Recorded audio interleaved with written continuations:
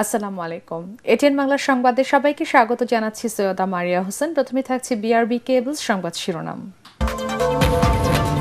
প্রতিশোধ প্রতিহিংসার রাজনীতিতে ফেরার সুযোগ নেই, তারেক রহমান। মতবিভেদ পরিহারের তাগিদ। 22 জানুয়ারি শাহজালালের মাজার জিয়ারতের মধ্য দিয়ে শুরু করবেন নির্বাচনী প্রচারণা। আপিলে প্রার্থীতা ফিরে পেলেন জামাতের আজাদ। স্বতন্ত্র প্রার্থী তাসনিম জারা সহ 52 জন, 15টি বাতিল। পাবনা 1 ও 2 আসনে নির্বাচন স্থগিত। জামাতের সাথে এনসিপির আসন সমঝোতা দ্রুতই চূড়ান্ত করা হবে, জানালেন নাহিদ ইসলাম। নির্বাচনে লেভেল প্লেইং ফিল্ড না থাকার অভিযোগ।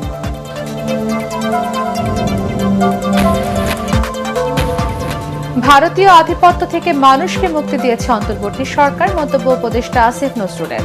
কিছু আওয়ামী নেতাকর্মীদের জামিনের দায় বিচারপতিদের। গ্যাস সংকটে নাকাল দশা রাজধানীবাসীর। বাসাবাড়িতে রান্না প্রায় বন্ধ। বাড়তি দামে সিলিন্ডার কিনতে বাধ্য হচ্ছেন গ্রাহকরা। কারসাজি করে মূল্য বৃদ্ধির অভিযোগ। এবং দেশি বিদেশি ঋণের ফাঁদে পড়তে যাচ্ছে বাংলাদেশ, আশঙ্কা সিপিডির। ভঙ্গুর ব্যাংকিং ব্যবস্থা ও বিনিয়োগ ঘাটতি নতুন সরকারের জন্য বড় চ্যালেঞ্জ। শুনছিলেন বিআরবি কেবলস সংবাদ শিরোনাম, এবারে বিস্তারিত। প্রতিহিংসা প্রতিশোধের রাজনীতি একটি দল ও ব্যক্তির কি পরিণতি বয়ে আনতে পারে 5 আগস্টের গণঅভ্যুত্থান তার প্রমাণ বলে সতর্ক করেছেন বিএনপি চেয়ারম্যান তারেক রহমান। সাংবাদিকদের সাথে মতবিনিময় অনুষ্ঠানে তিনি আরও বলেন, পতিত স্বৈরাচারের আমলের অবস্থায় ফিরে যাওয়ার আর কোনো সুযোগ নেই। জাতীয় স্বার্থের ক্ষেত্রে মতপার্থক্য যাতে বিভেদে পরিণত না হয় সে বিষয়ে সচেতন থাকতে রাজনৈতিক দলগুলোর প্রতি আহ্বান জানান। গণমাধ্যমের স্বাধীনতা নিশ্চিতের প্রতিশ্রুতি দিয়ে গঠনমূলক সমালোচনার প্রত্যাশা জানান বিএনপি চেয়ারম্যান। কামরুজ্জামান রাজীবের রিপোর্ট। রাজধানীর একটি হোটেলে গণমাধ্যমের সিনিয়র সাংবাদিকদের সাথে শুভেচ্ছা বিনিময় অনুষ্ঠানে যোগ দেন বিএনপির চেয়ারম্যান তারেক রহমান। অনুষ্ঠানের শুরুতেই তিনি গণমাধ্যমের কর্ণধার, সম্পাদক ও সংবাদকর্মীদের সাথে কুশল বিনিময় করেন। সূচনা বক্তব্যে বিএনপি মহাসচিব মির্জা ফখরুল ইসলাম আলমগীর বলেন, তারেক রহমানের কাছে দেশবাসীর যে প্রত্যাশা তা অবশ্যই পূরণ হবে। গোটা জাতি আজকে অনেক বেশি আশান্বিত হয়েছে এই জন্যেই যে এবার একটা সুযোগ সৃষ্টি হবে, সত্যিকার অর্থেই একটা উদারপন্থী গণতান্ত্রিক একটা ব্যবস্থা আমরা এখানে সৃষ্টি করতে পারবো। এরপর আগামীর গণতান্ত্রিক বাংলাদেশ গড়ে তুলতে মুক্ত গণমাধ্যমের প্রয়োজনীয়তার কথা তুলে ধরে সিনিয়র সাংবাদিকরা বলেন, স্বৈরাচার তৈরির পথ বন্ধ করতে তোষামোদির সাংবাদিকতা বন্ধ করতে হবে। সাংবাদিকদের প্রতিপক্ষ না ভাবার আহ্বান তাদের। শেখ মুজিবুর রহমান মুক্তিযুদ্ধের সাথে জড়িত ছিলেন না, তিনি জানতেন না মুক্তিযুদ্ধ কিভাবে হয়েছে। তাকে আওয়ামী লীগের লোকজন যা বলেছে এবং ভারতীয় পক্ষ যা বলেছে সেটাকেই তিনি ধরে নিয়েছিলেন, এটাই মুক্তিযুদ্ধের ইতিহাস ছিল। এই জন্যই তিনি ব্যর্থ হয়েছিলেন। জনাব তারেক রহমান, আপনি 17 বছর দেশে ছিলেন না। নতুন বন্ধুরা আপনাকে যেটা বলছে সেটাই আপনি শুনছেন এবং সেটাই আপনি মনে করছেন এটাই বাংলাদেশের 17 বছরের ইতিহাস। বাংলাদেশের 17 বছরের ইতিহাস এটা না। ভবিষ্যতের বাংলাদেশকে সমাজ এবং বাংলাদেশের রাষ্ট্রের গণতান্ত্রিক রূপান্তর চাই, তো অবশ্যই গণতান্ত্রিক রাজনীতির পাশাপাশি একটা গণতান্ত্রিক সাংবাদিকতার পরিবেশ থাকতে হবে। আমরা লিখতে চাই, আমরা বলতে চাই। মিডিয়া 2024-এর 5ই আগস্টের পর অনেকটাই স্বাধীন, অনেকটাই নিয়ন্ত্রিত। এতে তারেক রহমান বলেন, গণতন্ত্রের স্বার্থে সাংবাদিকদের স্বাধীনতা, নিরাপত্তা প্রয়োজন। রাজনৈতিক নেতাকর্মী, সাংবাদিক ও গণতন্ত্রকামী মানুষের উপর ফ্যাসিবাদী শাসকের নির্যাতনের কথা তুলে ধরে তিনি বলেন, কোনোভাবেই আর সে পরিস্থিতিতে ফেরা যাবে না। 5ই আগস্টে ফিরে যাওয়ার কোনোই কারণ নেই আমাদের। প্রতিশোধ, প্রতিহিংসা, একটি মানুষ, একটি দল বা যেভাবে আমরা বিবেচনা করি তার পরিণতি কি হতে পারে আমরা দেখেছি 5ই আগস্ট। দল মত নির্বিশেষে আমাদের মধ্যে মত পার্থক্য থাকবে, কিন্তু কোনোভাবেই সেটি যাতে মত বিভেদের পর্যায়ে চলে না যায়। মত বিভেদ হলে জাতিকে বিভক্ত করে ফেললে কি হতে পারে আমরা দেখেছি। গণমাধ্যমের গঠনমূলক সমালোচনা প্রত্যাশা করে বিএনপি চেয়ারম্যান বলেন, এতে করে দেশের মানুষের সমস্যা সমাধানের কাজ সহজ হবে। শুধু সমালোচনা করার জন্য নয়, আপনাদের কাছ থেকে এমন সমালোচনা আমরা পাই যাতে আমরা দেশের মানুষের যে সমস্যাগুলো আছে সেই সমস্যাগুলো যাতে আমরা সমাধান করতে সক্ষম হই, আমরা সরকার গঠনে সক্ষম হলে যে কোনো মূল্যে গণতান্ত্রিক প্রক্রিয়া অব্যাহত রাখার আহ্বান জানিয়ে মতপার্থক্য ভুলে সবাইকে একযোগে কাজ করার আহ্বান জানান তারেক রহমান। আমরা যদি গণতান্ত্রিক প্রসেসটাকে কন্টিনিউ করে যেতে পারি তাহলে নিশ্চয়ই আমরা অবস্থার পরিবর্তন ঘটাতে সক্ষম হব। সাংবাদিকবৃন্দ কামরুজ্জামান রাজীব, এটিএন বাংলা, ঢাকা। সাংবাদিকবৃন্দ সহ আগামী 22 জানুয়ারি সিলেটে হযরত শাহজালাল ও হযরত শাহ পরান রহমতুল্লাহি আলাইহির মাজার জিয়ারতের মধ্য দিয়ে ত্রয়োদশ জাতীয় সংসদ নির্বাচনের প্রচারণা শুরু করবেন বিএনপি চেয়ারম্যান তারেক রহমান। বিএনপির মিডিয়া সেলের পক্ষ থেকে তথ্য জানানো হয়েছে।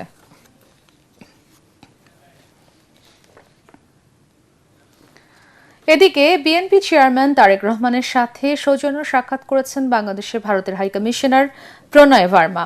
বিএনপি চেয়ারম্যানের গুলশান কার্যালয়ে এ সৌজন্য সাক্ষাৎ হয়। বাংলাদেশ ভারতের সম্পর্কের নানা দিক নিয়ে সাক্ষাতে আলোচনা হয়। এ সময় মহাসচিব মির্জা ফখরুল ইসলাম আলমগীর, স্থায়ী কমিটির সদস্য সালাউদ্দিন আহমেদ উপস্থিত ছিলেন। এর আগে তারেক রহমানের সাথে বৈঠক করেন বাংলাদেশ সফররত ইউরোপীয় ইউনিয়নের নির্বাচন পর্যবেক্ষক দল। বাংলাদেশের আগামী জাতীয় নির্বাচন, বিএনপির প্রস্তুতি সহ নানা বিষয়ে এ সময় আলোচনা হয়। বিএনপির স্থায়ী কমিটির সদস্য নজরুল ইসলাম খান, যুগ্ম মহাসচিব হুমায়ুন কবির, বিএনপি চেয়ারম্যানের প্রেস সচিব সালেহ শিবলি, উপদেষ্টা ডক্টর মাহদি আমির বৈঠকে উপস্থিত ছিলেন। প্রার্থিতা ফিরে পেতে আপিলের শুনানির প্রথম দিনে ৭০টি শুনানি শেষে জামাতের হামিদুর রহমান আজাদ এবং স্বতন্ত্র প্রার্থী ডক্টর তাসনিম জারা সহ ৫২ জনের প্রার্থিতা বৈধ ঘোষণা করেছে নির্বাচন কমিশন। বাতিল করা হয়েছে ১৫টি মনোনয়ন। আগারগাঁয়ে নির্বাচন কমিশন ভবনে সিইসি এএমএম নাসির উদ্দিনের সভাপতিত্বে ৫ সদস্যের পূর্ণাঙ্গ কমিশন এই শুনানি করেন, যা ১৮ জানুয়ারি পর্যন্ত চলবে। এদিকে সীমানা জটিলতার কারণে পাবনা ১ ও ২ আসনের নির্বাচন স্থগিত করে পরিপত্র জারি করেছে ইসি। বিস্তারিত সাজ্জাদ জাহানের রিপোর্টে। ত্রয়োদশ জাতীয় সংসদ নির্বাচনে মনোনয়নপত্র বাতিলের আদেশের বিরুদ্ধে নির্বাচন কমিশনে শুরু হয়েছে আপিল শুনানি। শনিবার সকাল থেকে আগারগাঁও নির্বাচন কমিশনে উপস্থিত হন ৭০টি আসনের প্রার্থীরা। প্রথম দিনেই প্রার্থিতা ফিরে পেতে ঢাকা ৯ আসনের স্বতন্ত্র প্রার্থী তাসনিম জারা ও জামায়াতের সহকারী সেক্রেটারি জেনারেল হামিদুর রহমান আজাদ সহ ৫২ জন প্রার্থী। এদিন প্রার্থিতা বাতিল করা হয়েছে ১৫ জন আর স্থগিত করা হয় ৩টি। সকলের জনসমর্থনেই ইনশাআল্লাহ আগামী নির্বাচনে আমি প্রার্থী হিসেবে লড়াই করতে পারবো, সেজন্য সবাইকে ধন্যবাদ। এদিকে জাতীয় পার্টির ৬টি আপিল শুনানির মধ্যে 5টি বৈধ ও 1টি অপেক্ষমান রাখা হয়। আমাদের এই 5টি যে মনোনয়ন বাতিল হয়েছিল এখন পর্যন্ত শুনানি হয়েছে, তার মধ্যে 4টি গৃহীত হয়েছে, 1টি পেন্ডিং আছে। এই ম্যাটারগুলি সমাধান করতে পারতেন, ছোটখাটো ম্যাটার ছিল। মনোনয়ন ফিরে পাওয়া প্রার্থীদের শঙ্কা, মব সন্ত্রাস বন্ধ করা না গেলে নির্বাচনের সুষ্ঠু পরিবেশ নিশ্চিত করা সম্ভব হবে না। দেশের বিভিন্ন জায়গায় বিএনপির বড় বড় প্রার্থী যারা ঋণ খেলাপি অবস্থায় আছে তাদেরটা বৈধ করে দেওয়া হচ্ছে।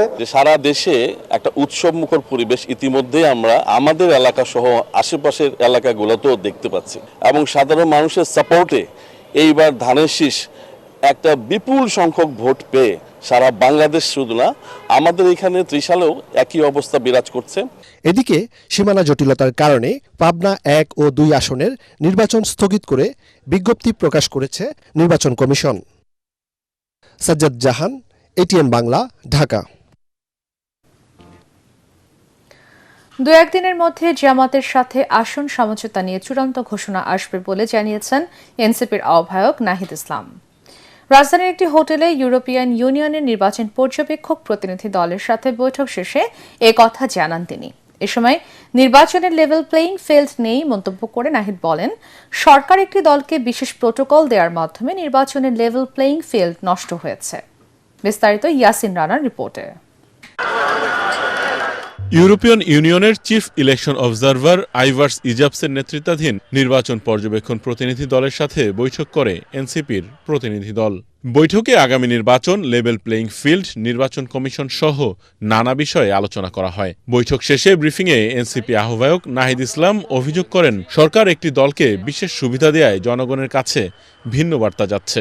বিশেষ রাজনৈতিক দলকে সরকারিভাবে বিশেষ সুযোগ সুবিধা, বিশেষ প্রোটোকল দেওয়ার মাধ্যমে এক ধরনের সিগন্যালিং করা হচ্ছে এবং যেটা লেভেল প্লেইং ফিল্ডে বাধা তৈরি করতে পারে, এটার অসম অবস্থা তৈরি করতে পারে। কারণ প্রশাসনের বিভিন্ন স্তরে কিন্তু এটা এক ধরনের মেসেজ যায় যে সরকার কার পক্ষে আছে। দ্রুতই জামাতের সাথে আসন বন্টন সমঝোতার ঘোষণা আসবে বলে জানান এনসিপি আহ্বায়ক। আমাদের জামাত এবং এনসিপি জোট কিন্তু অনেকখানি এগিয়ে, যে আমরা অলরেডি গণভোটের প্রচারণা শুরু করে দিয়েছি। আমরা মাঠে ঘাটে, মসজিদে সব জায়গায় গণভোটের পক্ষে কথা বলতেছি।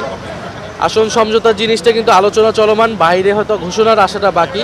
20 তারিখ পর্যন্ত যাবে না, আমরা আশা করি আমরা 11 বা 12 আগামীকাল বা পরশুর মধ্যে আমরা হয়তো ঘোষণাটা আসবে। অন্তত এনসিপির জায়গা থেকে আমরা কত আসনে করতেছি এই জোটে, সেটা আমরা পরিষ্কার করে দিব। এ সময় অবাধ ও সুষ্ঠু নির্বাচন আয়োজনে ইসিকে আরও জোরালো ভূমিকা রাখার আহ্বান জানান নাহিদ ইসলাম। ইয়াসিন রানা, এটিএন বাংলা, ঢাকা। নাশকতা করতে পারে আওয়ামী লীগের এমন অনেক নেতাকর্মী হাইকোর্ট থেকে জামিন পেয়েছে বলে জানিয়েছেন আইন উপদেষ্টা ডক্টর আসিফ নজরুল। জামিন দেওয়া বিচারপতিদের অনেকেই পতিত ফ্যাসিবাদের আমলে নিয়োগ পাওয়া জানিয়ে তিনি বলেন, তাদের সরানোর দায়িত্ব ছিল সুপ্রিম জুডিশিয়াল কাউন্সিলের। রাজধানীর সিরডাপ মিলনায়তনে সংলাপে তিনি বলেন, অন্তর্বর্তী সরকার ভারতের আধিপত্যবাদ থেকে দেশকে মুক্ত করেছে। এ সময় মব সংস্কৃতি থেকে বেরিয়ে অংশগ্রহণমূলক রাজনৈতিক ও সামাজিক পরিবেশ নিশ্চিত করার দাবি জানান বক্তারা। আরও জানাচ্ছেন মুশফিকুর রহমান। জাতীয় সংসদ নির্বাচনের আগে নিরাপত্তা, নাগরিক প্রত্যাশা ও আকাঙ্ক্ষার বিষয়টি উঠে আসছে নানা ফোরামের আলোচনায়। এমন পরিস্থিতিতে রাজনৈতিক দল, মানবাধিকার এবং মত প্রকাশের স্বাধীনতা শীর্ষক নীতি সংলাপের আয়োজন করে centre for governance studies, CGS. সংলাপে অংশ নেন রাজনৈতিক দলের নেতৃবৃন্দ, গণমাধ্যম কর্মী, আইনজীবী, মানবাধিকার কর্মী সহ সুধীজনেরা। আলোচনায় উঠে আসে জাতীয় নির্বাচনকে ঘিরে জননিরাপত্তা, আইন শৃঙ্খলা পরিস্থিতি নিয়ে উদ্বেগ, চ্যালেঞ্জ, সরকারের প্রস্তুতির বিভিন্ন দিক। সংলাপে প্রতিবেশী দেশের আধিপত্যবাদ মোকাবেলায় অন্তর্বর্তী সরকারের সাফল্যের কথা তুলে ধরেন আইন উপদেষ্টা আসিফ নজরুল।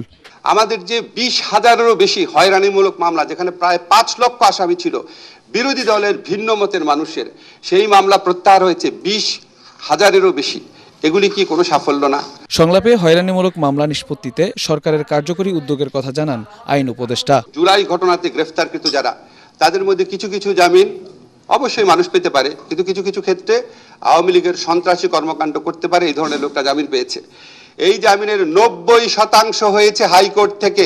সংলাপে দমন নীতি থেকে বেরিয়ে মানবাধিকার প্রতিষ্ঠায় রাজনৈতিক দলগুলোকে এগিয়ে আসার আহ্বান জানান মানবাধিকার কর্মীরা। যেই পুলিশ আর যেই ম্যাজিস্ট্রেট আপনাদের কথায় চলে এবং তারা যখন অন্যায় আদেশগুলো দেয়, জামিন নাকচ করে, রিমান্ডের অর্ডার দেয় অন্যায়ভাবে, কখনো কখনো তো অন্যায়ভাবে অবশ্যই হয়, তাদের বিরুদ্ধে কি আপনারা ব্যবস্থা নেবেন? সকল মানুষের সমান অধিকার, এই বিষয়গুলো যদি তারা অন্তর্ভুক্ত করতে পারে এবং ধারণ করতে পারে, চর্চা করতে পারে, তাহলে বাকি সবকিছু কিন্তু নীতি চলে আসবে। বক্তারা বলেন, যে কোনো মূল্যে মব সংস্কৃতি থেকে বেরিয়ে মত প্রকাশের স্বাধীনতা ও মানবাধিকার নিশ্চিত করতে হবে। অন্তর্বর্তীকালীন সরকারের কাছে আমরা মানুষের প্রত্যাশা বেশি ছিল। মুশফিকুর রহমান, এটিএন বাংলা, ঢাকা।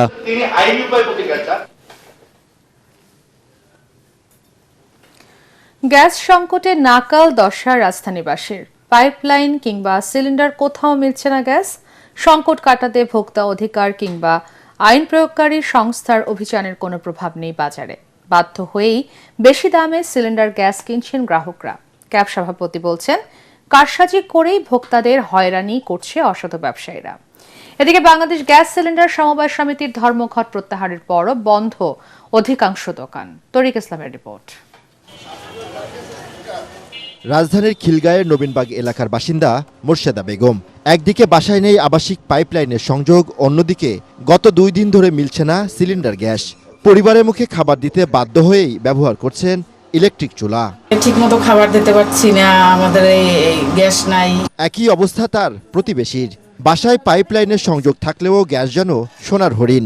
রান্না বান্না আপনার সকালে 4টা বাজে উঠি, ভোর 7টা বাজে তখন রান্না করি।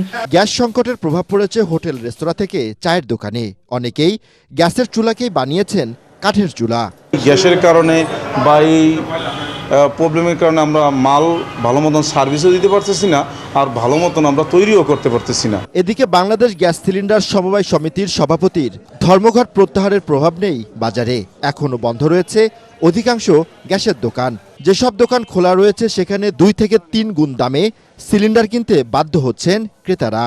আমরা আগামীকাল থেকে ইনশাল্লাহ এই কর্মসূচি স্থগিত, এখন থেকে আমরা এই কর্মসূচি স্থগিত করব। ব্যবসায়ীরা বলছেন ডিপো থেকে বাড়তি দামে কেনার কারণে বেশি দামে বিক্রি করতে বাধ্য হচ্ছেন তারা। আমাদের আনতে হয়, গাড়ি বসে থাকে 5-7 দিন, তারপর আমরা যেখানে লিকুইড প্ল্যান সেখানে পাচ্ছি না। আমাদের হচ্ছে 4টা ডিস্ট্রিবিউটর আমাদের নেওয়া, এর মধ্যে ওমারা থেকে একটু গ্যাস আছে, তাও 1 সপ্তাহ পর একটা গাড়ি দেয়। এদিকে চলতি সপ্তাহে গ্যাস সংকট কেটে যাবে বলে জানান Bangladesh energy regulatory commission BERC। লোয়াবকে অনুরোধ করেছি দ্রুত জানুয়ারি মাসে আমদানি বাড়ানোর জন্য। ফেব্রুয়ারিতে রোজা শুরু হবে, এই সংকট আশা করতেছি এই মাসের 2য় সপ্তাহের মধ্যে কেটে যাবে। তো এখন যেটা হচ্ছে, আপনি টাকা বেশি দিলে 700-800 টাকা বেশি দিলে কিন্তু সিলিন্ডার পাওয়া যাচ্ছে। এটি আমি বলবো যে এটা টোটালি আপনার এখানে একটা ম্যানিপুলেট করা হয়েছে। তরিক ইসলাম, ATN বাংলা, ঢাকা। বর্তমান অর্থনৈতিক বাস্তবতায় বাংলাদেশ দেশি বিদেশি ঋণের ফাঁদে পড়তে যাচ্ছে বলে আশঙ্কা করছে সিপিডি। প্রতিষ্ঠানটির সম্মানিত ফেলো অর্থনীতিবিদ ডক্টর মোস্তাফিজুর রহমান বলেন, এমন পরিস্থিতি এড়াতে রাজস্ব আয় বাড়ানোর কোনো বিকল্প নেই। এ সময় সিপিডির নির্বাহী পরিচালক ডক্টর ফাহমিদা খাতুন বলেন, ভঙ্গুর ব্যাংকিং ব্যবস্থা, উচ্চ মূল্যস্ফীতি এবং বিনিয়োগ ঘাটতি নতুন সরকারের জন্য বড় চ্যালেঞ্জ হতে পারে। ইমদাদুল্লাহ বাবুর রিপোর্ট। গুরুত্বপূর্ণ বাংলাদেশের অর্থনীতি 2025-26 নির্বাচনী বাঁকে বহুমাত্রিক ঝুঁকি বিষয়ে এই পর্যালোচনা সভার আয়োজন করে বেসরকারি গবেষণা প্রতিষ্ঠান Centre for Policy Dialogue CPD. যেটা কিনা গত অর্থবছর এতে মূল প্রবন্ধ উপস্থাপন করেন প্রতিষ্ঠানের নির্বাহী পরিচালক অর্থনীতিবিদ ডক্টর ফাহমিদা খাতুন।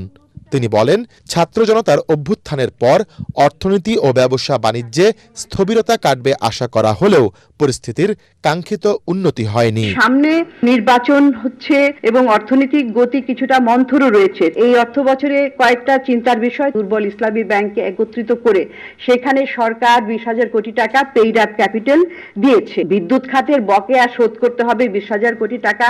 যদি আমরা গ্রীষ্মে লোডশেডিং বন্ধ করতে চাই, সরকারি কর্মকর্তা কর্মচারীদের বেতন বাড়ানোর প্রস্তাবনা রয়েছে, সেটাও কিন্তু 2026 অর্থ বছরে হয়তো এটা বাস্তবায়ন হবে। এ সময় সিপিডির সম্মানিত ফেলো ডক্টর মোস্তাফিজুর রহমান বলেন, দেশের অর্থনীতি 1980 সালের পর নেতিবাচক ধারায় ফিরেছে।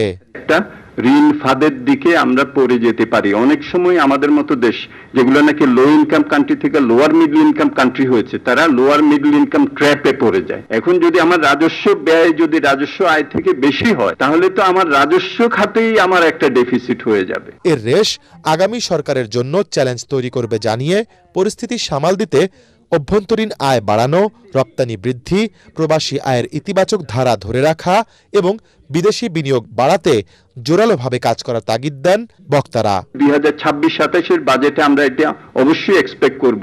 রাজস্ব ব্যয় কেবলমাত্র দেশি এবং বিদেশি ঋণের সুদের ব্যয় না, সুদ এবং আসল দুটোরই ব্যয় দেখানো দরকার, যাতে করে আমরা প্রকৃত পরিস্থিতিটা জানতে পারি। অনুষ্ঠানে অংশগ্রহণমূলক সহিংসতা ও কালো টাকার প্রভাবমুক্ত নির্বাচনের মাধ্যমে গণতান্ত্রিক উত্তরণে জোর দেন আলোচকরা। আপনারা যদি সামগ্রিক চিত্রটা দেখেন। ইমদাদুল্লাহ বাবু, ATN বাংলা, ঢাকা। ব্যবসায়ীদের সহযোগিতা ছাড়া সরকারের একার পক্ষে মূল্যস্ফীতি কমানো সম্ভব নয় বলে জানিয়েছেন অর্থ উপদেষ্টা সালেউদ্দিন আহমেদ। রাজধানীর সেরডাপ মিলনায়তনে ব্যাংক ও আর্থিক খাতের প্রতিষ্ঠানের তথ্যভিত্তিক গবেষণা গ্রন্থ ব্যাংকিং অ্যালমানাকের 7ম সংস্করণের মোড়ক উন্মোচন অনুষ্ঠানে একথা বলেন তিনি। এ সময় উপদেষ্টা আরো বলেন, ব্যাংকিং খাত এখন অনেকটা স্থিতিশীল, তবে ব্যাংক সুদের হার এখনই কমানো সম্ভব নয়। আর সাবেক উপদেষ্টা ও অর্থনীতিবিদ হোসেন জিল্লুর রহমান বলেন, আর্থিক খাতের স্বস্তি ফেরাতে প্রয়োজন অর্থনৈতিক সুশাসন এবং জবাবদিহিতা নিশ্চিত করা।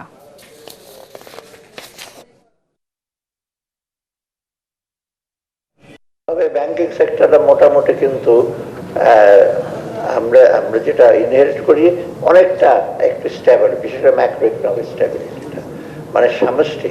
এখন যদি আপনি দেখেন ইনফ্লেশন বেড়ে গেছে, 0.25 বেড়ে গেছে, ইনফ্লেশনটা খুবই সেন্সিটিভ জিনিস আগে, কিন্তু ইনফ্লেশন কিন্তু শুধু monetary policy, bank rate, policy rate বাড়িয়ে কন্ট্রোল করা যায় না, আর সাপ্লাই দিয়ে অনেক সময় কন্ট্রোল করা। আমি সেটা সবসময় বলি inflation is a political dimension.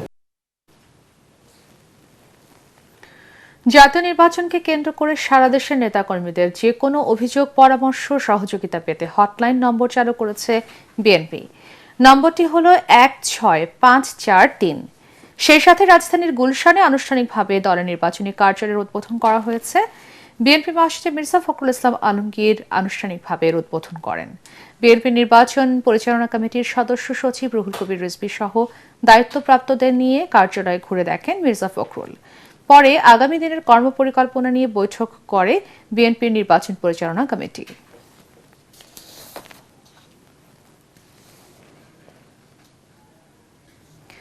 কুমিল্লার ৯ আসনটি বিএনপি অধ্যুষিত এলাকা হওয়ায় অনেকটা দাপটে আছেন ধানের শীষের প্রার্থী আবুল কালাম।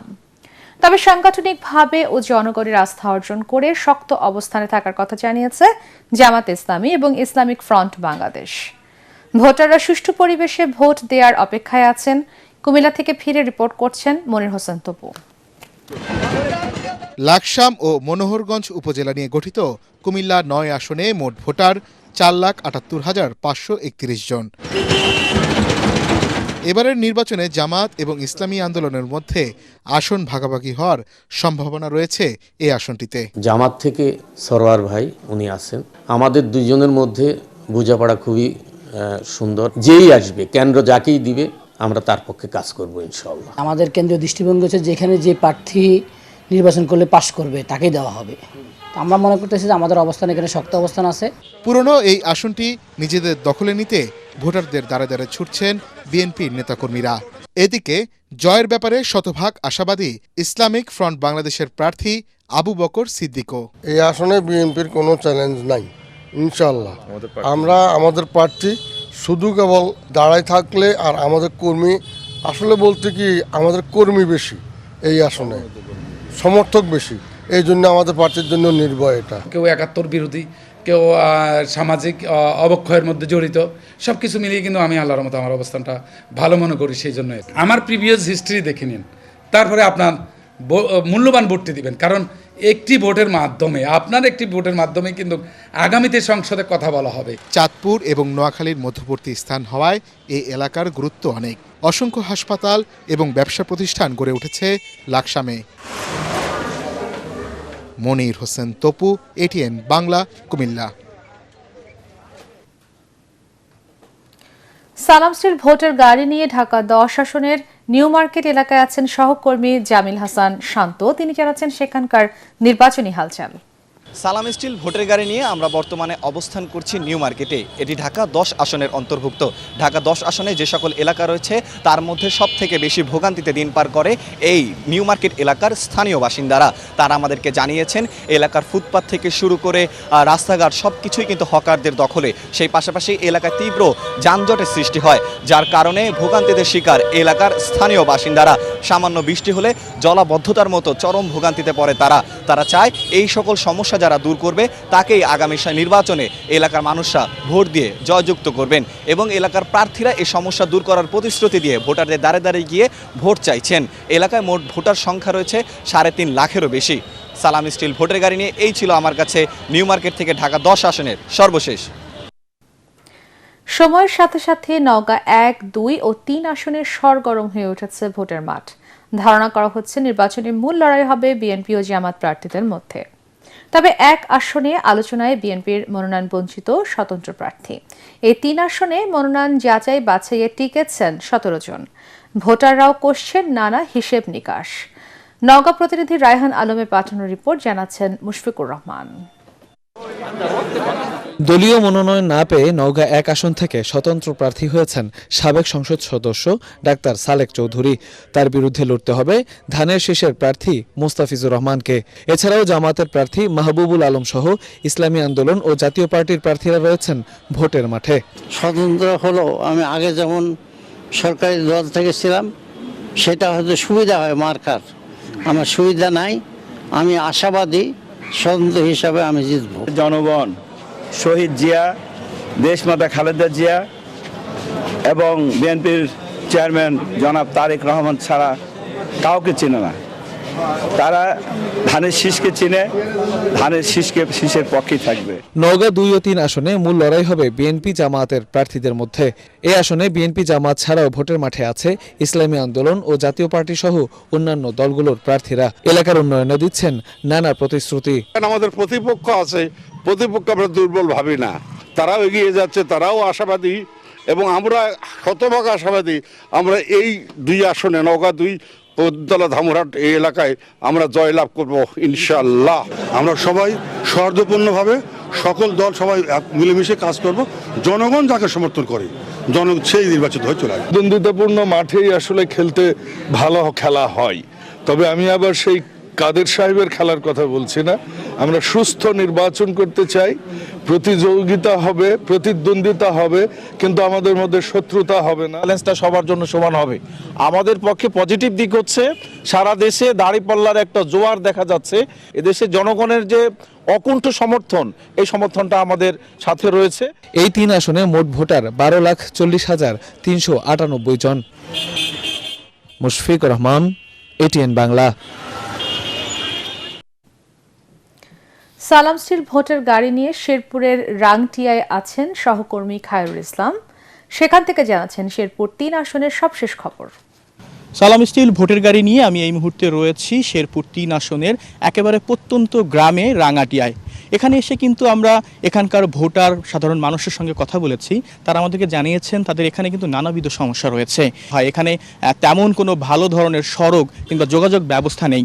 আমরা এই মুহূর্তে এখানকার কিছু জনগণের সঙ্গে কথা বলবো, ভোটারদের সঙ্গে কথা বলবো এবং তাদের সমস্যা সম্বন্ধে জানার চেষ্টা করব। জি, একটু বলবেন আপনাদের এখানে কি ধরনের সমস্যা রয়েছে? আমার সমস্যা চলাফেরার দিক দিয়ে সমস্যা আছে। এই যে যারা পাশ করে যায় তার খোঁজ খবরও কম নেয়, কাজ কাম নাই, শীতের সুম এখনো কোনো সাহায্য মাহ্য পাই না আমরা কোনো এমপি মন্ত্রীর কাছে। বিভিন্ন দলের প্রার্থীরা কিন্তু আসেন নির্বাচনের আগে এসে নানা ধরনের প্রতিশ্রুতি দেন, কিন্তু নির্বাচনের পর তারা সেই সকল প্রতিশ্রুতির কথা ভুলে যান, তাদের উন্নয়নে কোনো ভূমিকা রাখেন না। তাই এবার তারা চাইছেন একজন যোগ্য প্রার্থী যিনি তাদের উন্নয়নে ভূমিকা রাখবেন। সালাম স্টিল ভোটের গাড়ি নিয়ে এই ছিল আমার কাছ থেকে সর্বশেষ খবর। পূবালী ব্যাংক বাণিজ্য সংবাদ।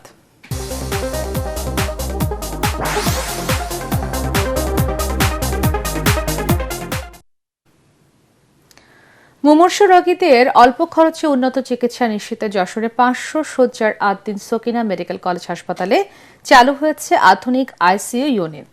এতে খুশি এই অঞ্চলের রোগীরা। ভবিষ্যতে আইসিইউ বেডের সংখ্যা বাড়ানো সহ সিসিইউ এবং এনজিওগ্রাম সুবিধা চালু করা হবে বলে জানিয়েছেন হাসপাতালের পরিচালক ডাক্তার ইমদাদুল হক। যশোর প্রতিনিধি তামান্না ফারজানার পাঠানো তথ্য ও ছবি নিয়ে আরো জানাচ্ছেন মাসুদ রানা। উদ্বোধনের পর থেকে আধুনিক চিকিৎসা ব্যবস্থায় অনন্য অবদান রেখে চলেছে যশোরের পুলেহাট 500 শয্যা বিশিষ্ট আদ্দিন সকিনা মেডিকেল কলেজ হাসপাতাল। তবে এবার স্বল্প খরচে উন্নত চিকিৎসা সেবা দেওয়ার জন্য উদ্বোধন করা হলো আইসিইউ। এখানে স্বল্প খরচে অত্যাধুনিক সুবিধা, প্রশিক্ষিত ডাক্তার ও নার্স দ্বারা সেবা পাবে রোগীরা। আমার বাবা হঠাৎ করে ডায়ালিসিস করা অবস্থায় অসুস্থ হয়ে পড়ে, খুব দ্রুত আইসিইউ এর ব্যবস্থা প্রয়োজন পড়ে। তখন যশোর সকিনা আদ্দিন হসপিটালে আইসিইউতে তাকে অ্যাডমিট করা হয়। নতুন আইসিইউ ইউনিট চালু হয়েছে জেনে এখানে ভর্তি করছে। উদ্বোধনী অনুষ্ঠানে প্রধান অতিথি হিসেবে উপস্থিত ছিলেন আদ্দিন সকিনা মেডিকেল কলেজ হাসপাতালের উপপরিচালক ও গাইনি সার্জন ডাক্তার শিলা পোদ্দার। আন্তরিকতার সাথেই চেতাম যে আমার এখানে একটা আইসিইউ চালু হোক। আদ্দিন সকিনা মেডিকেল কলেজ হাসপাতালে 5 বেডের আইসিইউ চালু হয়েছে। মেডিকেলের পরিচালক ডাক্তার ইমদাদুল হক বলেন, ভবিষ্যতে আইসিইউ শয্যা বাড়ানোর পাশাপাশি আরও 6 মাসের মধ্যে এখানে সিসিইউ এনজিওগ্রাম এই কার্যক্রমগুলো চালু করা হবে। আমরা এখন 5টা আইসিইউ বেড চালু করেছি, আমরা টোটাল 11টা বেড চালু করব। এখানে সব ধরনের জটিল রোগীদের সেবা দেওয়ার মতো সামর্থ্য রয়েছে বলে জানান আইসিইউ কনসালটেন্ট ডাক্তার সালাউদ্দিন। আইসিইউতে আমরা সব ধরনের ক্রিটিক্যাল পেশেন্ট কে সাপোর্ট দেওয়ার মতন আমাদের ক্যাপাবিলিটি আছে। কম খরচে উন্নত সেবা পাওয়ায় শুধু যশোর নয়, এর আশপাশে বিভিন্ন জেলা থেকেও রোগীরা এখানে ভর্তি হচ্ছেন। Bureau report, ATN Bangla. এবারে খেলার খবর।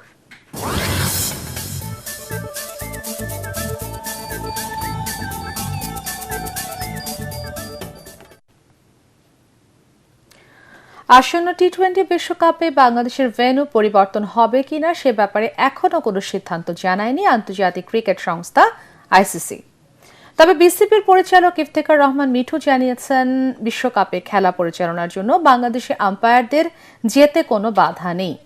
তবে কয়জন খেলা পরিচালনার জন্য ভারতে যাবেন তা তিনি বলতে পারছেন না বলে জানান।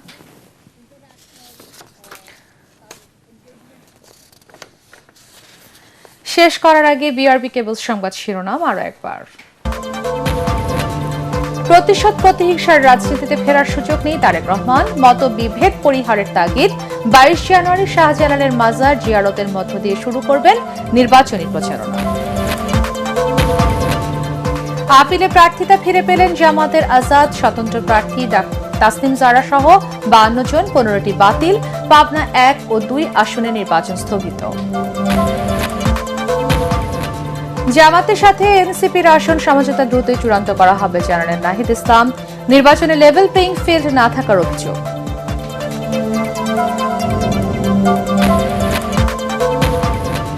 ভারতীয় আধিপত্য থেকে মানুষকে মুক্তি দিয়েছে অন্তর্বর্তী সরকার, মন্তব্য উপদেষ্টা আসিফ নজরুলের। কিছু আওয়ামী নেতাকর্মীদের জামিনের দায় বিচারপতিদের। গ্যাস সংকটে নাকাল দশা রাজধানীবাসীর, বাসাবাড়িতে রান্না প্রায় বন্ধ। বাড়তি দামে সিলিন্ডার কিনতে বাধ্য হচ্ছেন গ্রাহকরা, কারসাজি করে মূল্য বৃদ্ধির অভিযোগ। এবং দেশি বিদেশি ঋণের ফাঁদে পড়তে যাচ্ছে বাংলাদেশ, আশঙ্কা সিপিডির। ভঙ্গুর ব্যাংকিং ব্যবস্থা ও বিনিয়োগ ঘাটতি নতুন সরকারের জন্য বড় চ্যালেঞ্জ। পরবর্তী সংবাদ দেখার আমন্ত্রণ জানিয়ে এখনকার মতো শেষ করছি এটিএন বাংলার সংবাদ। ইউটিউবে দেখতে ব্রাউজ করুন ইউটিউব/এটিএন বাংলা নিউজ। ধন্যবাদ সবাইকে।